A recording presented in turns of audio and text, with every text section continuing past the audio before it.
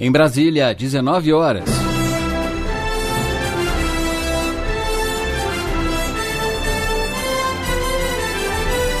Está no ar a Voz do Brasil. As notícias do governo federal que movimentaram o país no dia de hoje. Olá, boa noite. Boa noite para você que nos acompanha em todo o país. Terça-feira, 26 de junho de 2018. E vamos ao destaque do dia. 31 bilhões de reais vão financiar safra da agricultura familiar. Eles também terão crédito com juros baixos e mais facilidade para vender a produção. Anúncio foi feito pelo presidente Michel Temer, que reforça a importância do setor para a economia. Ela é fonte de empregos e, naturalmente, dignidade. Tem peso decisivo no abastecimento do mercado interno, põe comida na mesa de todos e é dos nossos maiores aliados no combate à inflação. E você também vai ouvir na Voz do Brasil de hoje. Presidente Michel Temer recebe vice-presidente norte-americano Márcia Fernandes. Os dois países falaram em ampliar o comércio e discutiram a situação das crianças brasileiras que foram separadas dos pais que tentaram entrar ilegalmente nos Estados Unidos. Com a economia aquecida, a arrecadação cresce mais uma vez em maio. E estão abertas as inscrições para o ProUni. Para o segundo semestre, são mais de 170 mil vagas. Na apresentação de hoje da Voz do Brasil, Alessandra Bastos e Nazi Brum. E para assistir a gente ao vivo na internet, basta acessar www.voz.gov.br.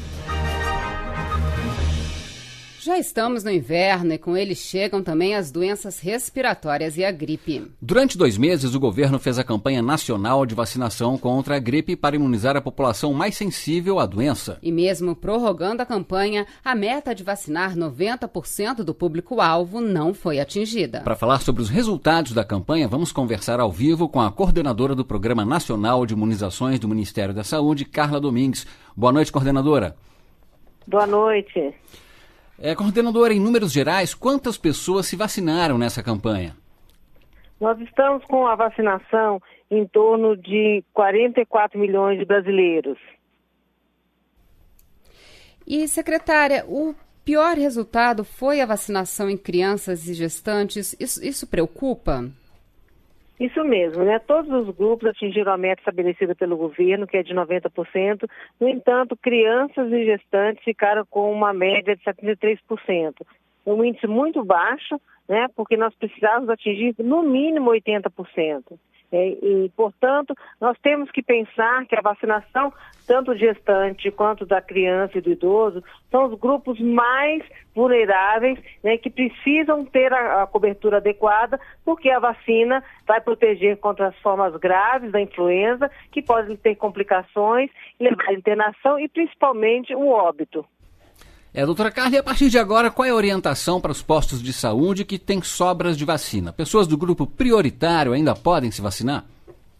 Podem sim, né? Mas nesse momento que a campanha foi terminada, ela também foi aberta para os grupos de 5 a 9 anos e de 50 a 59 anos. Portanto, né, nesses locais que há sobra de vacina, poderão ser vacinadas outras pessoas, o que vai cada vez mais diminuir a possibilidade do grupo recomendado pelo Ministério da Saúde ser vacinado. E só para reforçar, a vacina é segura e é a melhor forma de prevenção contra a gripe, não é isso? Com certeza, né? Essa vacina é feita de um vírus inativado, um vírus morto, não há problema de ter risco recebendo a vacina e, mais importante, é uma vacina que vai proteger contra as formas graves da gripe e proteger a população recomendada pelo Ministério da Saúde. E lembrando que se nós vacinarmos todas as pessoas do grupo-alvo de vacinação, aquelas pessoas que não tiveram a chance de ser vacinadas estarão protegidas indiretamente. Por isso a necessidade de termos elevadas coberturas vacinais e dessa forma estarmos também diminuindo a circulação do vírus da influenza nesse momento que estaremos iniciando o inverno, onde as temperaturas diminuem e há chance de maior risco de ter a doença. Conversamos então com Carla Domingues, coordenadora do Programa Nacional de Imunizações do Ministério da Saúde. Obrigado pela participação, Carla, aqui na Voz do Brasil. Eu que agradeço a oportunidade de estar conversando com vocês, esperando que aquelas pessoas que ainda não foram vacinadas, que compareçam aos postos de saúde. A agricultura familiar alimenta o mundo e aqui no Brasil 70% do que eles produzem estão na nossa mesa. Isso mesmo, Alessandra, e não só com os produtos que saem da roça que eles ajudam o país. É o setor que gera empregos, que faz o manejo sustentável do campo, que divulga e valoriza os produtos regionais. E é por tudo isso que o governo anunciou hoje mais medidas para o fortalecimento da agricultura familiar. O governo anunciou 31 bilhões de reais para garantir a safra desses pequenos produtores. O dia a dia na roça não é fácil, é um trabalho de sol a sol, mas as recompensas valem a pena, segundo o agricultor familiar de Brasília, William Lopes. Hoje meu sustento e da minha família todo sai daqui de dentro. E ela é vasta, sem agrotóxicos. São alface, cenoura, mamão, banana, diretamente da pequena propriedade de William Lopes para a mesa de 50 famílias no Distrito Federal. É 100% melhoras, né? Tanto faz para mim como por essas famílias, né? Que estão aqui investindo, né? Porque hoje elas não me pagam. Ela faz um investimento na saúde delas, né? Entendeu? Eu não tenho, vamos supor, um cliente, um freguês. Eu tenho um amigo, entendeu? Essa proximidade com a comunidade é uma marca da agricultura familiar. 70% dos alimentos que chegam na mesa dos brasileiros vêm desses pequenos arranjos produtivos. E é como uma joia rara que o governo trata a agricultura familiar. Prova disso está no Plano Safra do setor para 2018-2019.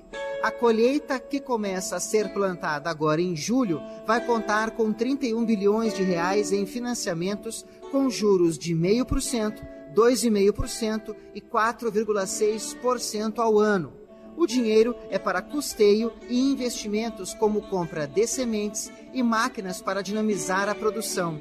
As motocicletas estão entre esses equipamentos, o que vai facilitar a vida do produtor, de acordo com o secretário especial de Agricultura Familiar e do Desenvolvimento Agrário, Jefferson Coriteac. A possibilidade do agricultor familiar poder adquirir as motocicletas irá ajudá-lo no transporte de cargas e distribuição de seus produtos, possibilitando assim que os agricultores deixem de utilizar os animais, além de aumentar a sua capacidade de deslocamento e a velocidade nos percursos. O plano ainda envolve a regularização fundiária. A meta é entregar 25 mil títulos de propriedade no campo neste ano. Para o ministro-chefe da Casa Civil, Eliseu Padilha, o produtor ganha com a segurança jurídica no setor. Para produzir, não basta apenas o crédito. Por essa razão, o nosso Plano Safra, que agora é plurianual, também possui ações para conferir segurança jurídica ao produtor, com sua titulação e regularização fundiária. O presidente Michel Temer defendeu que o setor foi um dos responsáveis pela retomada econômica do país. A agricultura familiar e a agricultura também não familiar foram garantidores do PIB destes 2-3 anos. Se nós saímos de um PIB de menos 3,6, logo no ano de 2016, nós acrescentamos 1,1 e assim fomos crescendo com o PIB. E o fundamento básico dessa atividade foi precisamente a agricultura, e no particular a agricultura familiar. O presidente Michel Temer também assinou um decreto permitindo que o INCRA, Instituto Nacional de Colonização e Reforma Agrária, possa retomar a construção de habitações rurais no campo. Reportagem Paulo La Salve. E o presidente Michel Temer anunciou também um convênio com a Associação Brasileira de Supermercados para aumentar o alcance dos produtos da agricultura familiar. A meta é criar gôndolas, aquelas prateleiras dos supermercados, para colocar exclusivamente esses alimentos. Assim, o consumidor vai encontrar lado a lado aquele produto que vem direto do pequeno produtor. E hoje foram entregues mais de 10 mil cisternas para matar a sede de pequenos agricultores no estado do Recife. Além disso, mais recursos foram liberados para a construção de novas cisternas que devem ser utilizadas só para a produção. Ações que ajudam o homem do campo a produzir mais e gerar renda em regiões castigadas pela seca. A agricultora familiar Gilvanete Barbosa de Lima, do município pernambucano de Gravatá, afirma que a cisterna transformou a vida de toda a família que vive no sertão. A produção de verduras em casa é para o próprio consumo, mas a venda de arruda no comércio local é que mantém a renda familiar. Era muito difícil no verão conseguir água para abastecer os animais, e com essa cisterna foi muito importante porque a gente guarda da chuva para o verão. O ministro do Desenvolvimento Social, Alberto Beltrame, participou da cerimônia de entrega de 10.500 cisternas para o consumo humano em Recife. Mais de 47 mil pessoas serão beneficiadas em Pernambuco. No ato, foram liberados ainda mais de R$8.700.000 para a construção de 1.000 cisternas de produção de alimentos no estado. Os investimentos se somam às ações do Programa de Aquisição de Alimentos, o PAA. É o que destaca o ministro do Desenvolvimento Social, Alberto Beltrame. O investimento na agricultura familiar é algo extremamente relevante, não só para as famílias, mas para quem recebe os alimentos. E é gerador de um grande ciclo de desenvolvimento sustentável para todos. Durante o evento, o Ministério também fez o repasse de R$4.100.000 para o Programa de Aquisição de Alimentos. Os recursos destinam-se para a compra de leite de vaca ou cabra produzidos pela agricultura familiar, que são doados para pessoas em situação de insegurança alimentar e nutricional. Mais de 90 mil pessoas de todo o estado serão beneficiadas. Reportagem Pamela Santos. E você vai ouvir ainda nesta edição. Brasil e Estados Unidos ampliam parcerias em visita do vice-presidente norte-americano ao presidente Michel Temer. Daqui a pouco vamos detalhar esse encontro que também tratou das crianças brasileiras que foram separadas dos pais que tentavam entrar ilegalmente no país. Carinho, proteção, amor, cuidado, estímulos, muitos estímulos. Crianças de 0 a 6 anos precisam brincar, engatinhar, andar, correr, pular e alguém que as ajude a olhar mais longe. Muitas vezes as famílias não sabem como fazer isso e é aí que entra o programa Criança Feliz para ajudar os pais no desenvolvimento integral dos pequenos. E na segunda reportagem especial sobre ações sociais na Ilha do Marajó, no Pará, vamos saber como o programa está ajudando as crianças por lá. Quem conta pra gente é o repórter Diego Queijo. Cadê a bolinha, Ricaé? Achou! É com muita interação e carinho que a pequena Ricaele, de 1 ano e 8 meses, brinca com a mãe, Liliane Evangelista. Mas nem sempre foi assim. Esse tempo dedicado à menina é resultado das orientações que a família recebe do Criança Feliz. O programa auxilia os pais a estimular o desenvolvimento infantil na comunidade quilombola Sítio Bosque, às margens do rio Moju, no Pará, sempre respeitando as características e a cultura local.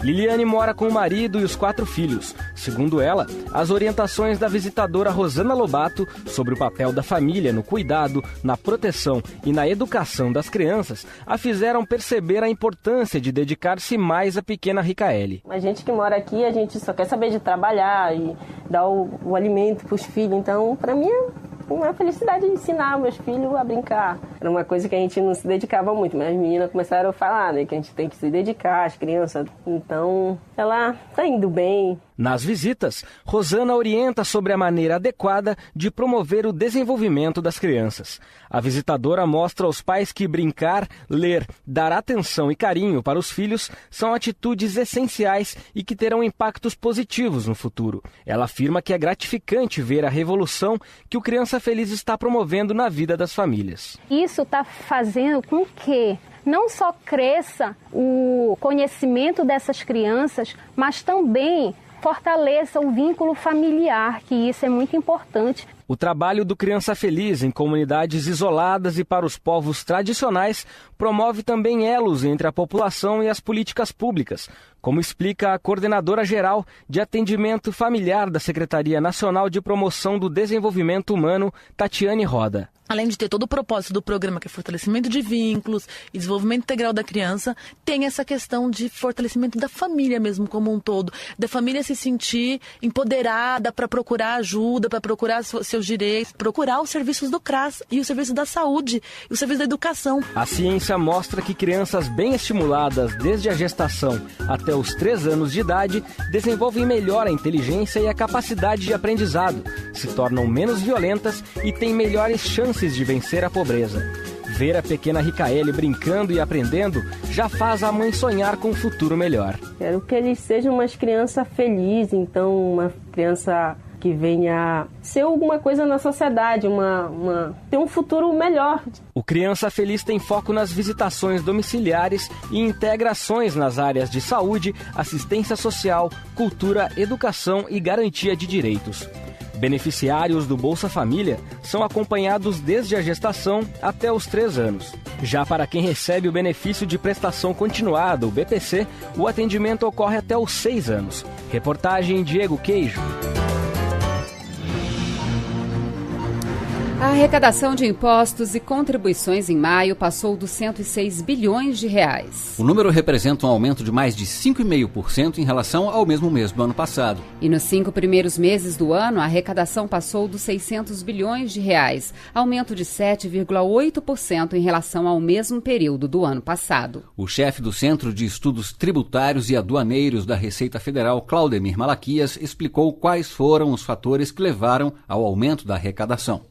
Para o mês de maio, a arrecadação veio em linha com as nossas projeções e foi resultado da recuperação da atividade econômica e também do esforço de arrecadação com as ações de cobrança implementadas pela Receita Federal desde o final do ano anterior e que se prolongaram até o mês de maio. O vice-presidente dos Estados Unidos chegou ao Brasil e se reuniu hoje com o presidente Michel Temer. No encontro foram assinados acordos em áreas como Previdência, que vai beneficiar tanto brasileiros que moram por lá, quanto americanos que estão aqui no nosso país. Os dois também assinaram parcerias no setor de segurança pública e no transporte aéreo, que pode ampliar voos entre os dois países. Temer e o vice-presidente norte-americano falaram ainda sobre os menores brasileiros separados dos pais na fronteira dos Estados Unidos. O vice-presidente norte-americano Mike Pence assinou uma série de acordos bilaterais com o governo brasileiro. Um deles garante que, a partir do dia 1º de outubro, brasileiros residentes nos Estados Unidos e norte-americanos que moram aqui vão poder somar os períodos de contribuição nos dois países para pedir aposentadoria. Também foi lançado o Fórum Permanente de Segurança Brasil-Estados Unidos, com atividades que envolvem as agências de segurança dos dois países. Foi assinado ainda um acordo sobre transporte aéreo, que vai permitir maior competição entre as empresas brasileiras e americanas e maior número de voos entre os dois países. O presidente Michel Temer disse que pretende aproximar a Agência Espacial Brasileira e a NASA, a Agência Espacial Americana. Segundo ele, as negociações sobre proteção de direitos tecnológicos vão continuar, o que pode viabilizar o uso comercial da base de Alcântara. Temer destacou ainda a boa relação entre o Brasil e os Estados Unidos. Nossos empresários e investidores se conhecem bem e gostam de atuar em parceria. Aliás, os números das relações Brasil-Estados Unidos são eloquentes. Nosso comércio chegou, no ano passado, a mais de 51 bilhões de dólares. E os Estados Unidos são o principal destino dos produtos industrializados brasileiros. O caso das crianças brasileiras que foram afastadas dos pais quando eles tentaram entrar ilegalmente nos Estados Unidos também foi tratado no encontro. O presidente Michel Temer disse que pediu ao vice-presidente americano atenção especial para assegurar a rápida reunião das famílias e informou que o governo federal se dispôs a oferecer transporte para o retorno das crianças ao Brasil. Eu agradeço ao vice-presidente Pence a disposição que me indicou para trabalharmos juntos em busca de uma solução. Eu assinalei até que nosso governo está pronto a colaborar no transporte dos menores brasileiros de volta ao Brasil, se esse, naturalmente, for o desejo das famílias. As autoridades dos dois países continuarão em contato sobre esse tema. Michel Temer e Mike Pence também discutiram sobre o aumento do fluxo migratório dos venezuelanos e sobre o esforço do governo brasileiro em receber bem esses imigrantes. Amanhã, o vice-presidente norte-americano segue para Manaus, onde vai conhecer um dos abrigos que tem acolhido os venezuelanos. Reportagem, Márcia Fernandes. E hoje o governo brasileiro também lembrou outro país que tem grande importância para o Brasil, Nazi. Alessandra, apesar do imenso oceano que os separa, os laços que unem China e Brasil vêm de muitos, muitos anos. E para celebrar essa velha amizade, o Brasil instituiu o Dia Nacional da Imigração Chinesa, que será lembrado sempre em 15 de agosto. A lei foi sancionada hoje pelo presidente Michel Temer com a presença do mais antigo imigrante chinês em Brasília. O Dr. Mu Chongwu é um especialista em medicina tradicional oriental. De origem chinesa, o mestre Wu, como é conhecido, chegou ao Brasil no começo da década de 60. Ele diz que na época o Brasil se apresentava como um bom lugar para viver. O Brasil é um país abençoado por Deus. Clima bom, de tudo poder planta. É um país que não tem ideia, é muito bom. Desde de pequena já ouviu este. Expectativa que foi confirmada. Primeiro imigrante chinês a se estabelecer em Brasília, mestre Wu nunca mais deixou a capital. Ao longo de décadas, ensinou o idioma do país asiático e introduziu a medicina tradicional chinesa e artes marciais como o Tai Chi Chuan. Para ele, Brasil e China e os povos dos dois países têm muito o que trocar entre si. É cultura milenar, medicina milenar. Brasil se comparar é país novo. Brasil e China vai junto um coração, fica um exemplo, e construir paraíso no oeste terra. E a partir de agora, com a sanção do presidente Michel Temer, foi instituído no calendário brasileiro o Dia Nacional da Imigração Chinesa, que será celebrado sempre no dia 15 de agosto. É uma referência à data do primeiro registro oficial da chegada de imigrantes do país asiático, um grupo de 107 pessoas no ano de 1900. Hoje, a estimativa é que a comunidade chinesa no Brasil some aproximadamente 300 mil pessoas. Os dois países também têm relações cada vez maiores. A China é a principal parceira comercial do Brasil e tem feito muitos investimentos por aqui. Ao sancionar a lei que cria a data, o presidente Michel Temer destacou a parceria e lembrou que o Brasil convive bem com a diversidade. Nós estamos, naturalmente, trabalhando já há bastante tempo para multiplicar iniciativas de educação, cinema, esportes, turismo. O Brasil é precisamente isso, um país multicultural, multiétnico, que tem na diversidade a sua maior riqueza. E é o país que sempre soube, e naturalmente sempre saberá, acolher aqueles que buscam em nossas terras construir ou reconstruir suas vidas. Brasil e China também atuam juntos em grupos como os BRICS, que reúnem as principais economias em desenvolvimento do mundo. Reportagem João Pedro Neto.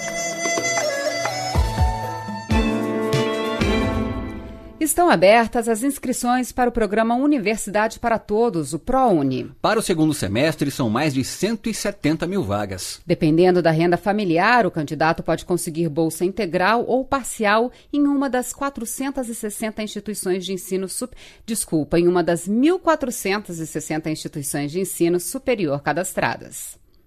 Tatiane Menezes está cursando o 4º ano de administração numa universidade do Distrito Federal. Ela é bolsista do ProUni e paga 50% da mensalidade.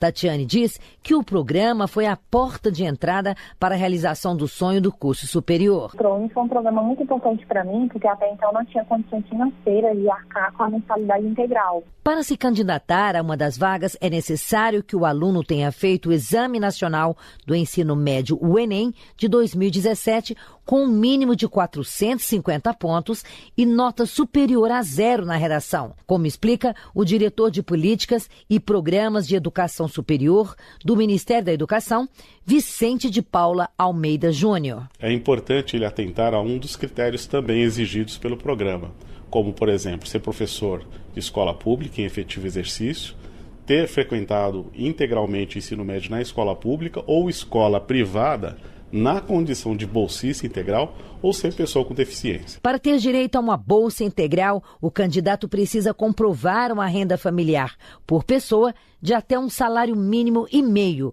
Já para as bolsas parciais de 50%, a comprovação da renda familiar é de até 3 salários mínimos per capita. Reportagem Cleide Lopes. Então anote aí o endereço na internet para fazer a sua inscrição. Site prouni.tudojunto.mec.gov.br. O prazo vai até o dia 29 de junho, a próxima sexta-feira. E essas foram as notícias do governo federal. Uma realização da Secretaria Especial de Comunicação Social da Presidência da República. Com produção da empresa Brasil de Comunicação. Fique agora com as notícias do Poder Judiciário e do Congresso Nacional. Uma boa noite. Uma boa noite para você e até amanhã.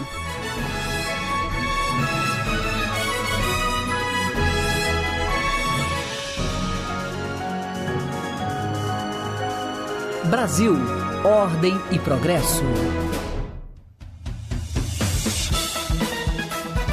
Você vai ouvir agora notícias do Poder Judiciário.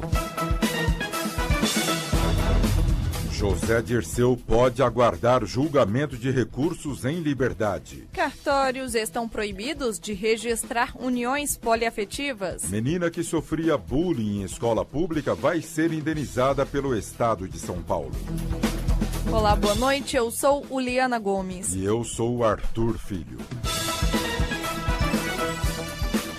A segunda turma do Supremo Tribunal Federal permitiu a soltura do ex-ministro José Dirceu para que ele aguarde em liberdade o julgamento dos recursos. A defesa de Dirceu contesta a condenação a mais de 30 anos de prisão pelos crimes de corrupção passiva, organização criminosa e lavagem de dinheiro. Lucas Scherer.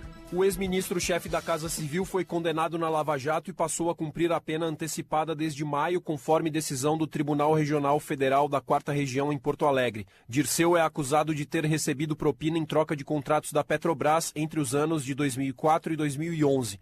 Diante da possibilidade de revisão do tempo de pena a ser cumprido, o relator do caso no STF, ministro Dias Toffoli, concedeu a liberdade provisória e os ministros Gilmar Mendes e Ricardo Lewandowski concordaram. José Dirceu havia sido levado para Papuda, no Distrito Federal. Agora, com a decisão da segunda turma do STF, ele aguardará em liberdade julgamento de recurso no Superior Tribunal de Justiça. Cartórios brasileiros não podem registrar uniões poliafetivas. Essa união é quando mais de duas pessoas resolvem assumir um relacionamento. Carlos Ribeiro. A maioria dos conselheiros considerou que as escrituras públicas atestando a união poliafetiva implicariam no reconhecimento de direitos garantidos a casais ligados por casamento ou união estável, como herança ou benefícios previdenciários. De acordo com o relator do processo, ministro João Otávio de Noronha, a emissão desse tipo de documento não tem respaldo na lei e nem na jurisprudência do Supremo Tribunal Federal, que reconhece esses direitos apenas em caso de casamento ou união estável. Menina que sofria bullying em escola pública vai ser indenizada pelo Estado de São Paulo. A escola não teria adotado medidas para proteger a estudante. João Cláudio Silveira. A aluna apresentava leve deficiência mental e dificuldade de atenção e sofria preconceito dos colegas de classe, enfrentando diversas formas de agressões físicas e psicológicas. A Justiça Paulista considerou falha do poder público em razão da falta de medidas da escola pública para resguardar a integridade da menina. Por isso, a aluna vai ser indenizada em R$8 mil. Justiça condena Departamento de Estrada de Rodagem e Distrito Federal por acidente causado em buraco em rodovia. O motorista teve prejuízos com um dos pneus do carro. Rafael Ferreira. Para a juíza que cuidou do caso, o Estado tem o dever de indenizar, pois não conservou a rodovia em condições adequadas de uso e segurança. Levando em conta os valores gastos pelo motorista, a juíza determinou o pagamento de indenização de R$ 2.600. Ela ainda considerou que não havia sinalização para alertar os condutores sobre o risco no local. O paciente consegue na justiça medicamento para tratar câncer de próstata. No caso, o paciente idoso comprovou não ter condições de arcar com o remédio. Nilo Martins. O idoso já fez cirurgia e depois foi tratado com bloqueio hormonal total. Mas foi recomendada a troca de medicamento com urgência para o resgate terapêutico do paciente. São necessários 4 comprimidos diariamente e a caixa do remédio custa R$13 mil. Para garantir o direito à saúde e à vida do paciente, a Justiça do Acre determinou que o Estado pague o remédio. Você acompanha outras notícias do Poder Judiciário em 104,7 FM para o Distrito Federal e em torno e também pela internet. Acesse www.radiojustiça.jus.br. Siga pelo Twitter. twitter.com/radiojustiça. Acesse ainda o portal de notícias do Supremo Tribunal Federal, www.stf.jus.br. Uma boa noite. A você, boa noite. Notícias do Poder Judiciário, uma produção da Rádio Justiça, Supremo Tribunal Federal.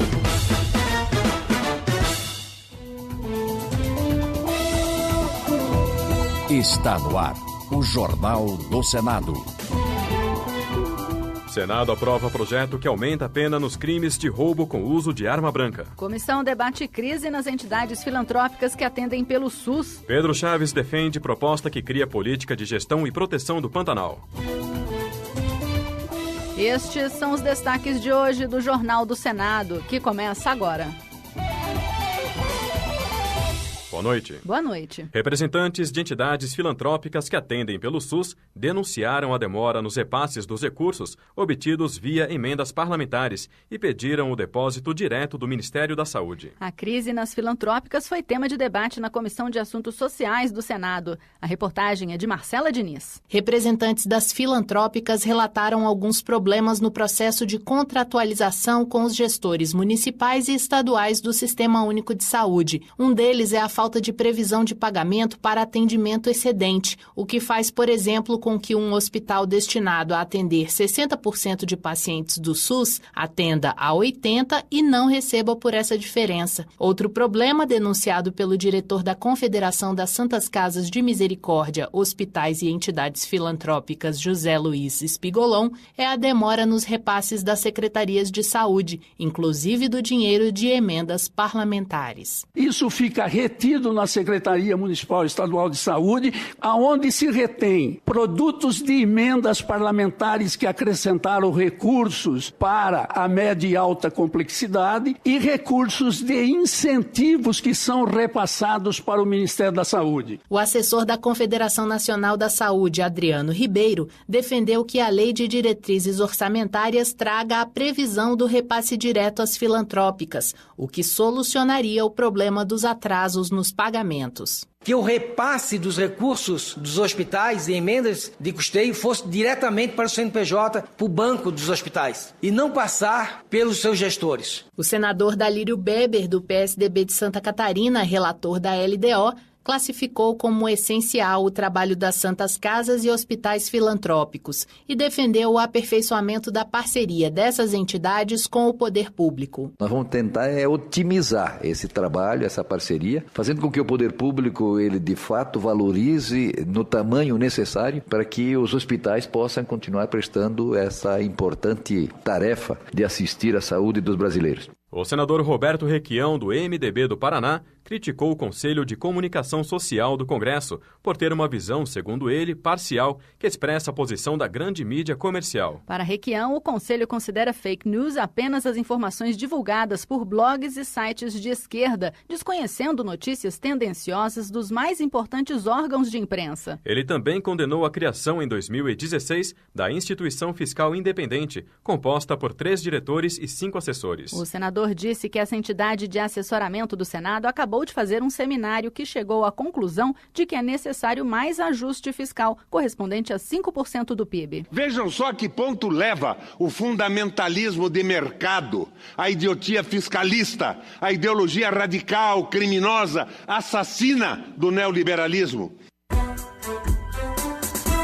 Os plenários da Câmara dos Deputados e do Senado devem analisar em breve uma medida provisória que trata dos agentes comunitários de saúde e dos agentes de combate a endemias. A MP estabelece para essas categorias jornada de trabalho de 40 horas e piso salarial e determina a participação dos agentes em cursos de aperfeiçoamento. O senador Paulo Paim, do PT Gaúcho, destacou a importância da MP e saudou o papel fundamental dos agentes de saúde na medicina preventiva. Esses profissionais diariamente visitam lares, levando informações, vendo e ouvindo queixas das pessoas de norte a sul do país. O senador Pedro Chaves, do PRB de Mato Grosso do Sul, defendeu a aprovação do projeto que cria a política de gestão e proteção do Pantanal. A proposta em análise na Comissão de Meio Ambiente busca conciliar, por meio da regulamentação, o uso econômico e sustentável dos recursos do Pantanal e a preservação do bioma. Ele lembrou que o projeto já aprovado pelas comissões de Constituição e Justiça e Assuntos Econômicos econômicos, foi discutido com os diversos atores que, de uma maneira ou de outra, estão diretamente envolvidos com o Pantanal por meio de suas atividades. O Pantanal é um tesouro da biodiversidade, um tesouro de valor incalculável. O Pantanal é nosso, é do sul-mato-grossense, é dos mato-grossenses, é de todos os brasileiros e é do mundo. E protegê-lo é um dever de todos.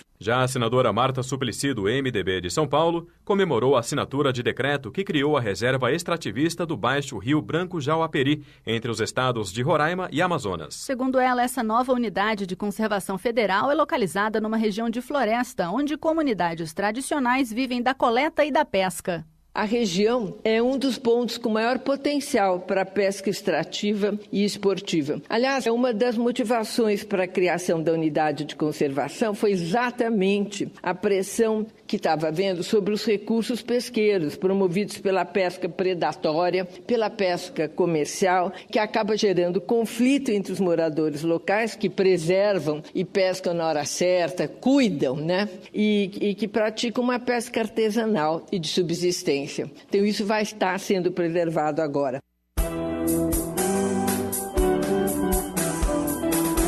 A senadora Regina Souza, do PT do Piauí, afirmou que o Supremo Tribunal Federal se apequenou ao se referir à decisão do ministro Edson Fachin, da segunda turma do STF, de encaminhar para análise do plenário da Corte o pedido de liberdade feito pela defesa do ex-presidente Lula. Para ela, Fachin tomou essa decisão ao verificar que a segunda turma poderia favorecer Lula. Ora, a segunda turma é que é a turma de julgar os processos da Lava Jato. Podia até ir depois para o pleno, mas com antecipação, é manobra explícita. Porque agora sim, não tem como dizer que Lula não é um preso político. Ele está sequestrado para não participar da eleição. Essa que é a verdade. Esse encaminhamento ao pleno foi a confissão disso. Hoje, a segunda turma do Supremo Tribunal Federal decidiu pela nulidade de todos os atos praticados em busca e apreensão em imóvel do Senado ocupado pela senadora Gleisi Hoffmann, do PT do Paraná, e seu marido, Paulo Bernardo. O caso ocorreu em 2016 em operação da Polícia Federal. A busca e apreensão autorizada pela primeira instância da Justiça Federal tinha como objetivo obter provas contra Paulo Bernardo. Os ministros argumentaram que atos dessa natureza em imóvel do Senado, mesmo envolvendo quem não seja senador, somente podem ser autorizados pelo STF. O senador Lindbergh Farias, do PT do Rio de Janeiro, comemorou a decisão e lembrou que ilegalidade semelhante ocorreu com a ex-presidente Dilma Rousseff. Lá atrás, uma conversa entre o presidente Lula e a presidente Dilma, presidente da República, em que uma interceptação telefônica que foi autorizada pelo juiz Sérgio Moro, juiz de primeira instância. O ministro Teori, antes de morrer, tomou uma decisão condenando aquilo que houve, porque só o ministro Supremo também, nesse caso concreto, poderia autorizar uma interceptação telefônica de uma presidente da República. Plenário. O plenário aprovou a reinclusão do uso de facas e canivetes como agravantes em crimes de roubo. O aumento da pena pelo uso de armas brancas havia sido retirado do Código Penal por uma lei sancionada no fim de abril. A reportagem é de Marcela Cunha. Roubos cometidos com armas brancas, como facas e canivetes, poderão resultar em um aumento de pena de 1/3 até a metade. Hoje, o crime tem pena prevista de 4 a 10 anos de reclusão e poderá chegar, portanto, a até 15 anos quando for cometido utilizando este tipo de arma. É o que prevê um projeto aprovado pelo plenário do Senado nesta quarta-feira. O agravante havia sido suprimido pela Lei 13.654, sancionada no fim de abril. A nova legislação promoveu diversas alterações no Código Penal, como o aumento da pena para roubos cometidos com o uso de explosivos. Após ouvir as considerações de membros do Ministério Público e da Magistratura, a Comissão de Constituição e Justiça do Senado elaborou um projeto para reincluir o emprego de arma branca como agravante. É o que explica o presidente da CCJ, senador Edson Lobão, do MDB do Maranhão. Reincluir a arma branca como sendo uma arma semelhante à arma de fogo e com o agravamento da pena para aquele que venha praticar o roubo, estamos, portanto, tornando mais rigorosa a punição de quem rouba com a utilização de arma de fogo ou arma branca. Faca, punhal, facão, canivete e assim por diante. No caso do uso de armas de fogo ou explosivos, O agravante é de 2/3 da pena. Agora, o projeto será analisado pela Câmara dos Deputados. Jornal do Senado, apresentação Raquel Teixeira e Ricardo Nacaoca, trabalhos técnicos Eliseu Caires. O Jornal do Senado fica por aqui. Acompanhe agora as notícias da Câmara dos Deputados. Boa noite. Boa noite, até amanhã.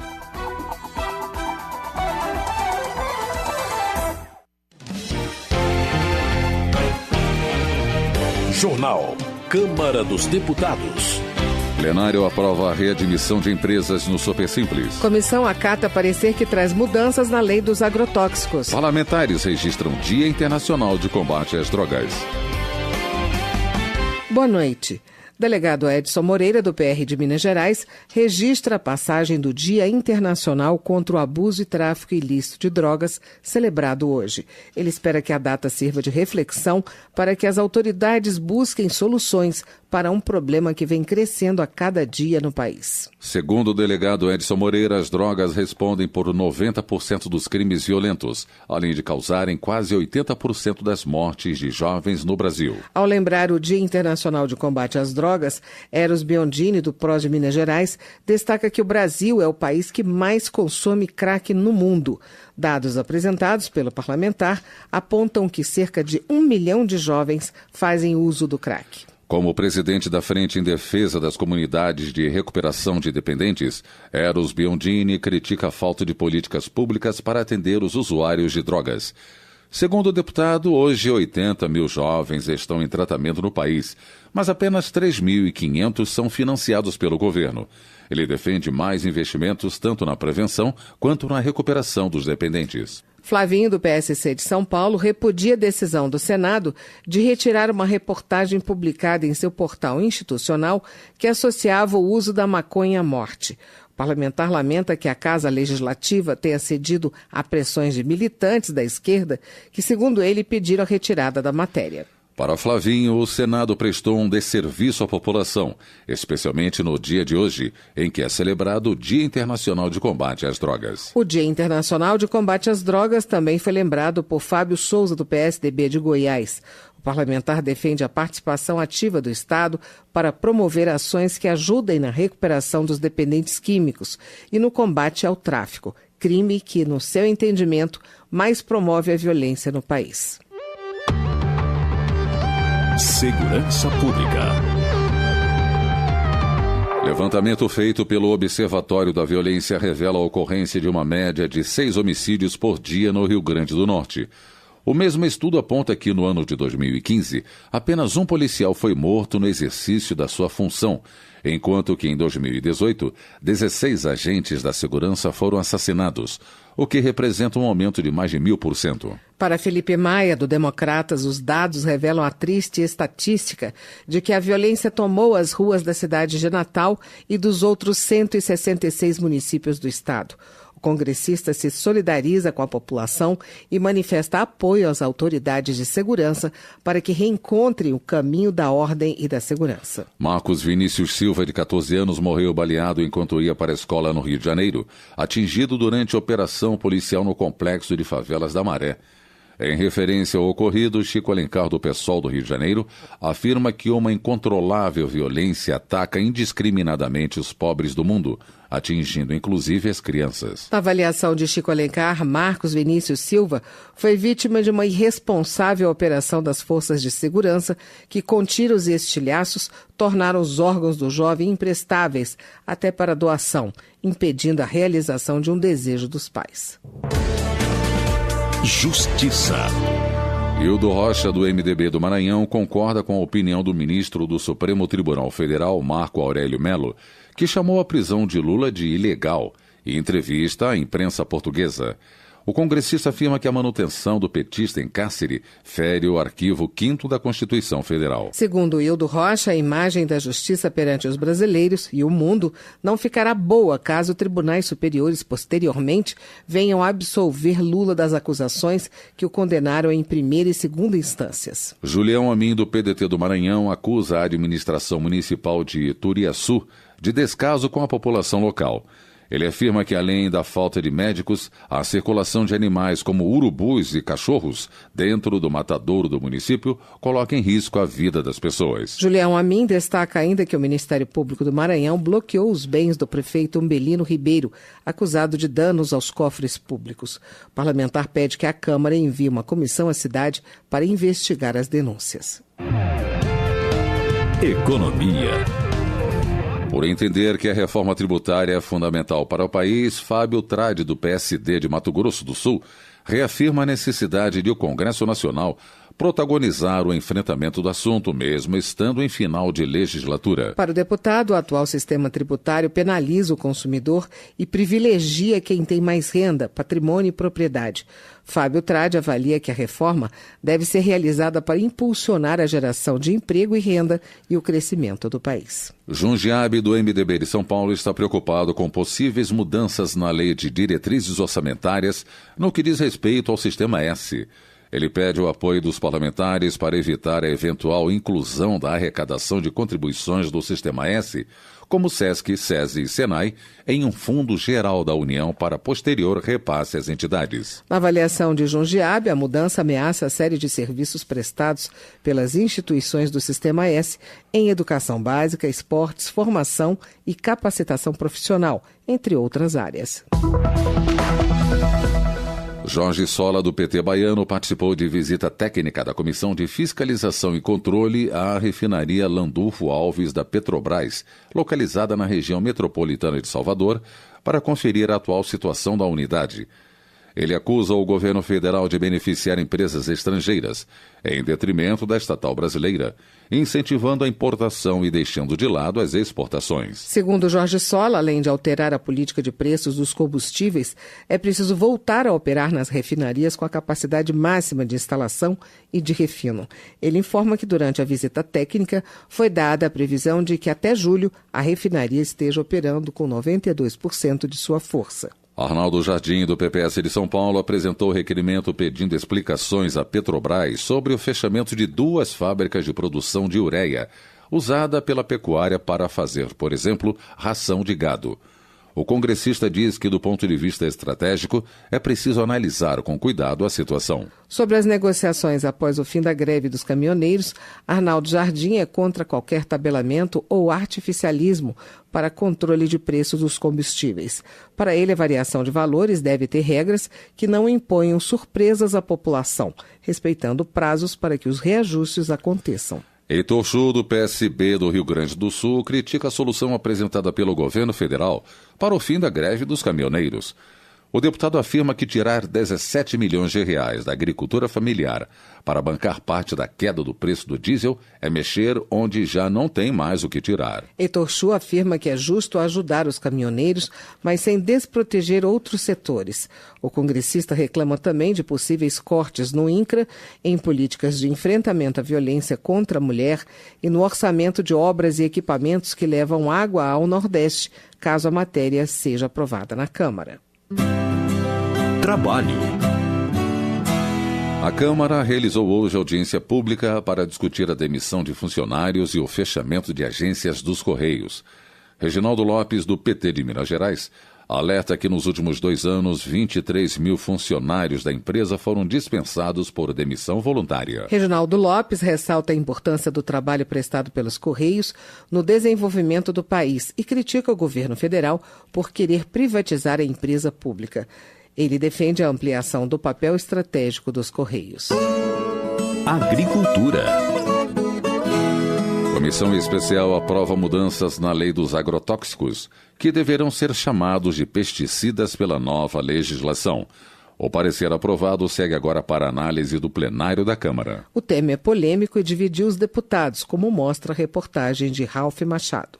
A comissão especial que analisa a proposta de mudança na legislação brasileira sobre agrotóxicos aprovou o parecer do relator, deputado Luiz Nishimori, do PR do Paraná. Foram 18 votos a favor e 9 contrários ao texto principal. A análise dos destaques manteve inalterado o texto. Em seu parecer, o relator rechaça a palavra agrotóxicos, adota o termo pesticida e prevê que esses produtos possam ser liberados pelo Ministério da Agricultura, mesmo sem a conclusão de análises de risco de outros órgãos reguladores, como o IBAMA, o Instituto Brasileiro do Meio Ambiente, e Anvisa, a Agência Nacional de Vigilância Sanitária.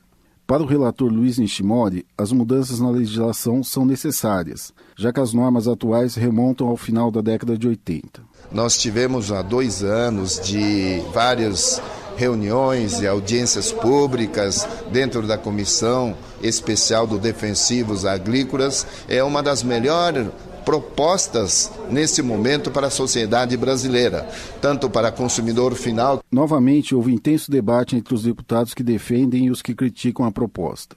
O deputado Alessandro Molon, do PSB do Rio de Janeiro, lembrou que o texto é criticado por várias instituições. Nós estamos do lado da ciência. As instituições científicas emitiram notas técnicas muito claras, contrárias ao projeto, como, por exemplo, a Fiocruz, a Anvisa, o Instituto Nacional do Câncer, entre outras tantas entidades. E, no entanto, a bancada ruralista permanece surda, prefere continuar se preocupando em aumentar a lucratividade do setor, ainda que isso custe a vida das brasileiras e dos brasileiros. O Ministério da Saúde também está entre os que criticam o texto. Já o Ministério Público afirma que a proposta é inconstitucional e poderá ser questionada na Justiça. O parecer aprovado pela Comissão Especial deve seguir agora para o plenário da Câmara dos Deputados. Da Rádio Câmara de Brasília, Ralf Machado. Valdir Colato, do MDB de Santa Catarina, defende o uso de defensores agrícolas e rebate críticas de que plantações com agrotóxicos são venenos para a população. De acordo com ele, nenhum agricultor aplica inseticida porque quer, mas sim como forma de combater pragas e garantir a qualidade dos alimentos que chegam até a população. Valdir Colato acrescenta que muitos moradores da zona urbana que acusam agricultores de envenenar frutas e legumes comercializados aos brasileiros reclamam quando vão ao supermercado e não encontram tomates ou frutas com a casca em perfeito estado. Sobre a aprovação de novas regras para o uso de agrotóxicos no Brasil, Alberto Fraga, do Democratas do Distrito Federal, entende que é preciso discutir mais o assunto e encontrar novas tecnologias para que o país não fique à mercê dos defensivos importados. Alberto Fraga ressalta que antigamente usava-se 1 litro de defensivo agrícola por hectare para matar pragas no campo. Hoje, com novas tecnologias, usa-se apenas 100 miligramas. O deputado também critica a demora dos órgãos de fiscalização, que, segundo ele, podem levar até 10 anos para liberar o uso de determinados produtos. Bom Gás, do PT Gaúcho, critica o governo federal por ter acabado com as políticas voltadas para os agricultores familiares, referindo-se especialmente à extinção do Ministério do Desenvolvimento Agrário e ao corte de recursos do Programa de Aquisição de Alimentos. Outro ponto que Bom Gás ressalta é que até hoje o governo ainda não anunciou os recursos para o próximo Plano Safra da Agricultura Familiar. Ele também condena o governo gaúcho por não dar andamento a um projeto apresentado por ele que cria o Plano Safra Estadual. Desenvolvimento Regional. João Daniel, do PT, informa que o governo de Sergipe assinou a ordem de serviço para dar início às obras de pavimentação que vão beneficiar os moradores da cidade de Malhada dos Bois. O deputado destaca que foram destinados R$600 mil de uma emenda impositiva para o asfaltamento. A partir da próxima sexta-feira, dia 29 de junho, começa a exposição agropecuária de Montes Claros. Entre as atrações previstas, Raquel Muniz, do PSD de Minas Gerais, destaca a realização de leilões e shows e a participação de artesãos locais. A deputada acrescenta que várias autoridades e integrantes da Frente Parlamentar da Agricultura confirmaram presença no evento. Relações Exteriores. João Moraes, do PCdoB Mineiro, manifesta indignação com a visita do vice-presidente dos Estados Unidos, Mike Pence, ao Brasil, para tratar do acordo de salvaguarda da base de Alcântara, no Maranhão. Para a deputada, é fundamental que o uso comercial da base seja definido pelos brasileiros e não imposto pelos americanos. Na avaliação de João Moraes, o governo brasileiro deveria se envergonhar por adotar uma postura submissa e receber o representante de um país que, segundo ela, quer acabar com a paz no mundo. Homenagem. Sóstenes Cavalcante, do Democratas, registra os 25 anos de pastorado do bispo Daniel Malafaia, à frente da Catedral da Assembleia de Deus, no bairro de Campo Grande, no Rio de Janeiro. O deputado ressalta que a igreja tem cerca de 130 congregações espalhadas pelo estado e por outros países. Valdenor Pereira, do PT da Bahia, homenageia o município de Poções, que completou 138 anos de emancipação política. A data foi comemorada ontem, 25 de junho, com uma programação festiva, religiosa e desportiva que uniu a população local. Saúde.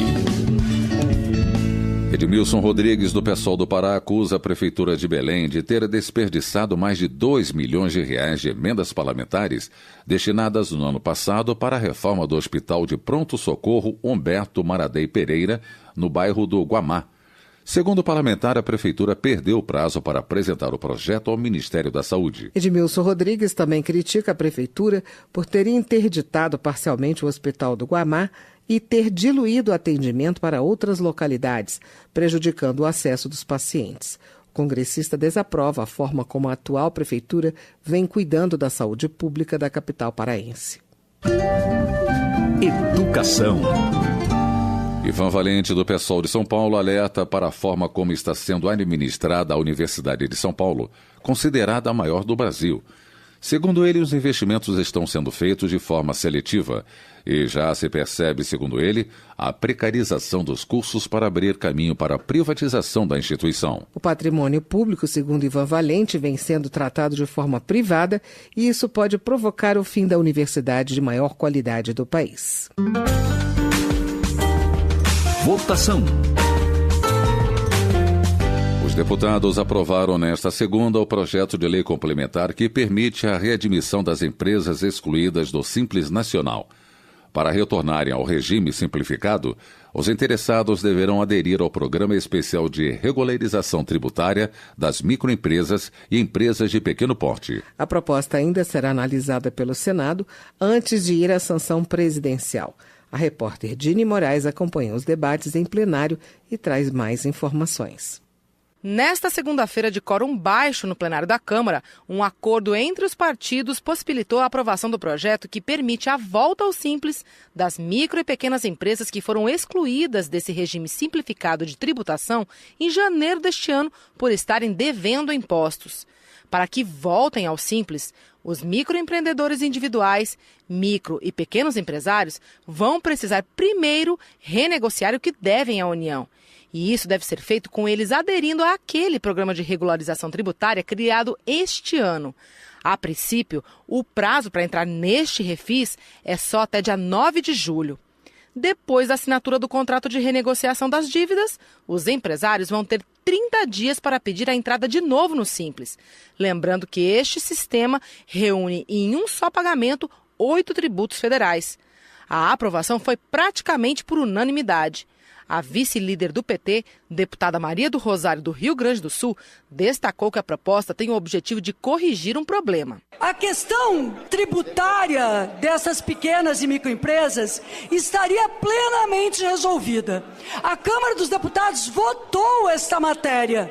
No entanto, Temer vetou o que nós votamos aqui. Entre o primeiro voto que demos e a derrubada do veto, muitas empresas pequenas ficaram prejudicadas. O vice-líder do MDB, deputado Hildo Rocha do Maranhão, respondeu. Obviamente que foi um equívoco que aconteceu e então essa aprovação desse projeto na noite de hoje, em seguida irá ao Senado, certamente sancionado pelo presidente Temer, vai possibilitar a esses pequenos empresários ter a oportunidade de fazer a sua renegociação, tendo em vista a crise econômica que passa o nosso país. Diversos parlamentares destacaram a importância das micro e pequenas empresas. Entre eles, o autor da proposta, deputado Jorginho Melo, do PR de Santa Catarina. É um engano que o governo ia perder receita. Perder receita se eles ficassem na informalidade. Tem muita gente que pensa que estar no Simples é um benefício. Está na Constituição, artigo 179. Não é benefício nenhum, não é privilégio nenhum. O governo, de uma vez por todas, precisa reconhecer 57% dos empregos formais no Brasil é dado pelo micro e pequeno empresário.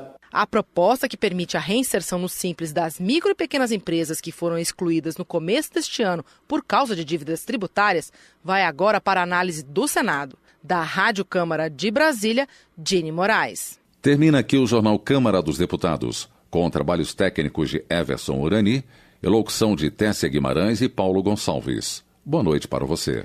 A Voz do Brasil está de volta amanhã. Boa noite. Você ouviu A Voz do Brasil. Boa noite.